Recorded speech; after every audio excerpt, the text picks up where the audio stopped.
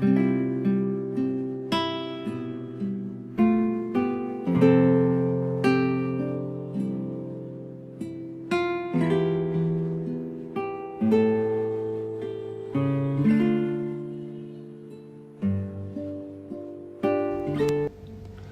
mabuting balita ng Panginoon ayon kay San Juan. Pagkaalis ni Judas mula sa huling hapunan, sinabi ni Jesus, "Ngayon mahahayag na ang karangalan ng anak ng tao, at mahahayag din ang karangalan ng Diyos sa pamamagitan niya. At kung mahayag na ang karangalan ng Diyos, ang Diyos naman ang maghahayag ng karangalan ng anak, at gagawin niya ito agad. Mga anak, kaunting panahon na lamang niyo akong makakasama. Isang bagong utos ang ibinibigay ko sa inyo.